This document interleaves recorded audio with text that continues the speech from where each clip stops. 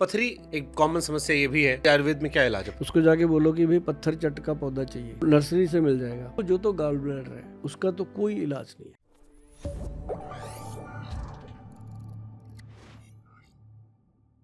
पथरी एक कॉमन समस्या ये भी है। हम्म। कैसे पथरी, आयुर्वेद में क्या इलाज है पथरी देखो, जो तो गाल ब्लैडर है, हम्म जो पित्ते की पथरी है, उसका तो कोई इलाज नहीं है, उसका सिर्फ ऑपरेशन होता है। हम्म और जो लोग सुनते हैं वो समझते हैं कि गोयल साहब ने बात सीधी कहनी है हम्म कि उसका कोई इलाज नहीं है। बहुत सारे हमारे जो लोग हैं आयुर्वेद में कुछ ना कुछ करते हैं। कई लोग इसका दावा कर देते हैं कि हम पित्ते की पथरी निकाल देंगे। भैया, अगर कोई ऐसा कहता है वहाँ से उठ के आ जाओ। ऐसा हो नहीं सकता, क्योंकि अगर ऐसा हो सकता तो वो आदमी आज मतलब कि देश का प्रधानमंत्री जो है वो उसको ले जाते मंत्रालय में उठा के कि इतना बड़ा विद्वान आदमी है। तो दूसरी बात, जो अपनी किडनी का स्टोन है हम्म उसको निकालने के लिए आयुर्वेद बहुत सक्षम है। उसके अंदर सिर्फ अपना जो कलमी शोरा है वही काम कर देता है। और दो चार चीज़ें हैं जो मिला के इसके अंदर वो चीज़ है, क्या नाम लेते हैं, गोक्षुरा। इसको जो भखड़ा टाइप होता है जी, गोक्षुरा कांटेदार छोटे छोटे कांटे से होते हैं, ये बहुत काम करता है। और ऐसी चीज़ें, और एक चीज़ और बताते हैं, चलो क्लियर करते हैं। एक आप गमला ले लो, पॉट आपको नर्सरी से मिल जाएगा। उसको जाके बोलो कि भाई पत्थर चट का पौधा चाहिए। उसका नाम ही हमारे बुजुर्गों ने पत्थर चट रखा था कि उसके पत्ते को 2-3 पत्ते तोड़ो, मिलाओ, कटोरी में कूट पीस के उनको खा जाओ चटनी की तरह ऐसे ही। तो वो जो खाने शुरू कर दिए ना जी, 15-20 दिन में आपको पता चलेगा कि पथरी बाहर जा रही है। और इतने कमाल के रिजल्ट मैंने उसके देखे हैं जी। क्योंकि मेरे पास कई ऐसे भी आ जाते हैं जो उनको मुझे पता होता है कि इनको दवाई तो देनी है, तो उनको मैं ऐसी चीज़ें बता के भेज देता हूँ और वो कहते हैं कि गोल साहब बहुत फ़ायदा हो रहा है। तो ये छोटी छोटी चीज़ें हैं सर, आपके चैनल से मैं बता रहा हूँ लोगों को, और मुझे उम्मीद है कि लोग करेंगे तो बिल्कुल आपको भी और हमें भी थैंक्स भेजेंगे। मैंने अभी कहीं रिसेंटली सुना कि आयुर्वेद में मेंटल हेल्थ की बात बहुत पहले कर दी गई थी। हम्म। आजकल डिप्रेशन एक बहुत बड़ी समस्या है, डिप्रेशन, एंजाइटी। आयुर्वेद में इसका जिक्र है और कैसे दूर कर सकते हैं? अगर डिप्रेशन का, एंजाइटी का कोई ट्रीटमेंट है तो वो सिर्फ आयुर्वेद में है। कैसे? इसमें पंचकर्मा बहुत हेल्प करता है। जैसे उसको पेट का पूरा सफाई करना, उद्वर्तन कहते हैं। जैसे उसको वॉमिट करवाना और उसको लूज मोशन लगाना 4-5 दिन, बिल्कुल अंदर से कपड़े की तरह उसको वॉश कर दिया। उसके बाद शिरोधारा सिर पे, उसको ये चीज़ें करने के बाद धीरे धीरे औषध दी जाती है। औषध इसमें ब्रह्मी बटी वगैरह ही काम करती है जो मैंने पहले बताई हैं।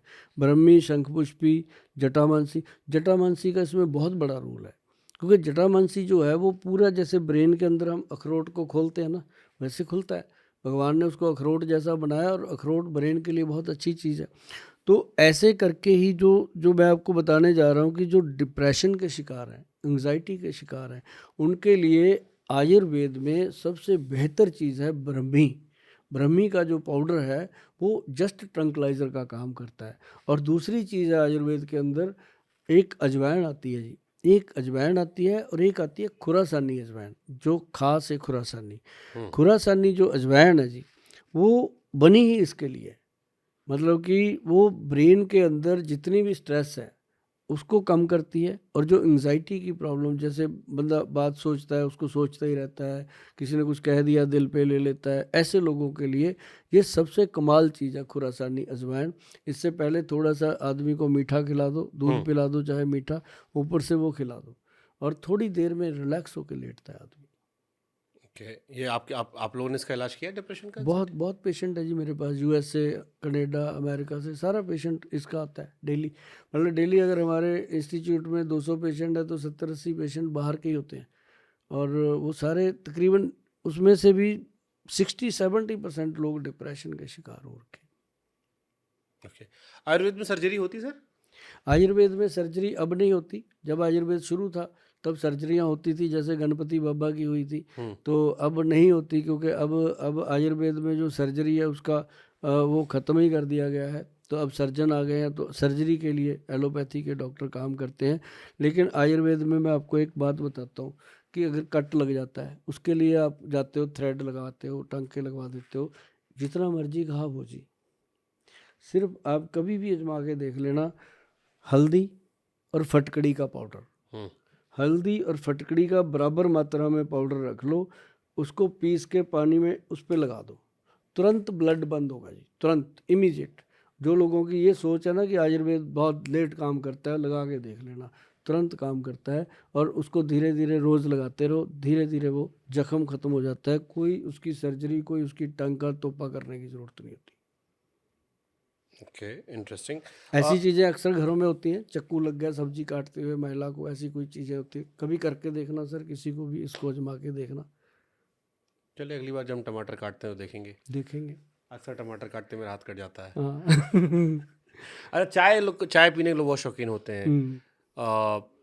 चीनी का अल्टरनेटिव कुछ है आयुर्वेद में, या कैसे बचें चाय चीनी एक्चुअल नुकसान कम करे? अगर चाय में चीनी ना ही डालो हम्म, तो बहुत बेहतर है। आयुर्वेद कहता है चाय में तो रसगुल्ला खा लो बस। चाय में क्या नाम लेते हैं उसका, दूध मत डालो, हम्म, ब्लैक टी लो आप, बहुत फायदा स्वाद करती कहाँ उसमें, है। हाँ, खत्म स्वाद। फिर स्वाद नहीं फिर तो चाय कहाँ बची? स्वाद के चक्कर में ही तो इतने बड़े बड़े हॉस्पिटल बन गए, तो वहाँ वहाँ फिर तो ये स्वाद के चक्कर में बने फिर हैं। चाय कहाँ पे छोड़ दिए चाय, अगर ब्लैक टी पीना है तो? नहीं, ब्लैक टी आप कभी पी के देखिएगा, आपको लगेगा कि आज कुछ एनर्जेटिक हुआ है, क्योंकि आपने जो पिया ना जी, स्वाद लेने के लिए तो उसको एनर्जी लेना तो आपका एक्सप्रेस गोल्ड खा लेंगे। वो तो है ही है, देखिए बैठे बैठे प्रचार कर दिया। वो तो है ही है।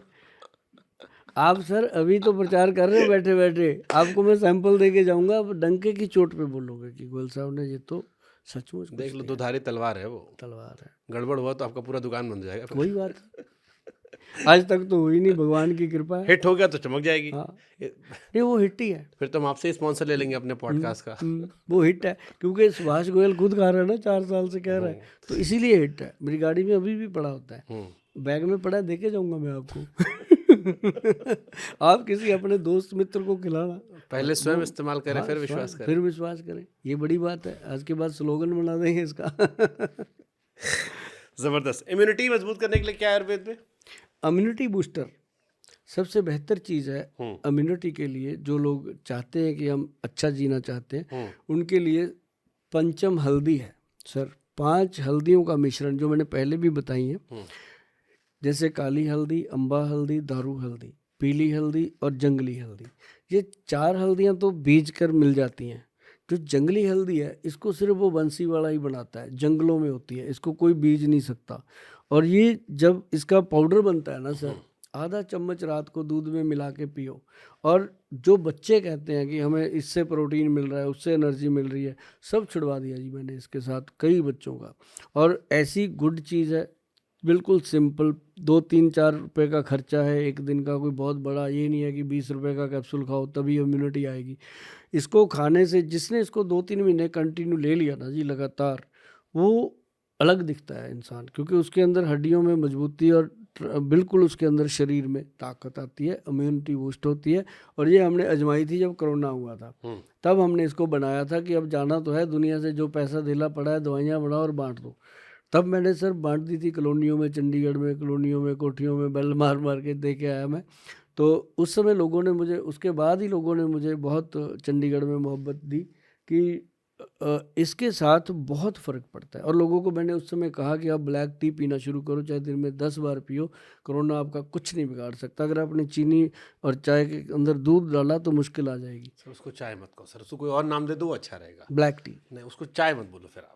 हाँ, ये चाय के साथ उसको असम काढ़ा बोलते हैं। कुछ भी बोलो आप, असम काढ़ा, असम काढ़ा बोलते हैं। कुछ भी बोल दो, मेघालय काढ़ा, लेकिन चाय मत बोलो। चाय वही है सर। चलो आज के बाद उसको बताएंगे मिश्रा जी असम काढ़ा। सर चाय वही है सर, जिसमें चाय पत्ती डालो, उबाल मारे, अदरक डालो, ऐसे ऐसे इलायची, फिर हाँ वो उबाल आना चाहिए, फिर जब पक जाए फिर उसको सूंघो और फिर एक से। आप मेरे मरीजों की लाइन बढ़ाओगे। उससे एसिडिटी होती है सर। अरे ठीक है सर, 1 कप पी लो, आधी कप पी लो, लेकिन चाय उसी को बोलो, बाकी कुछ और नाम देके पियो। ठीक है।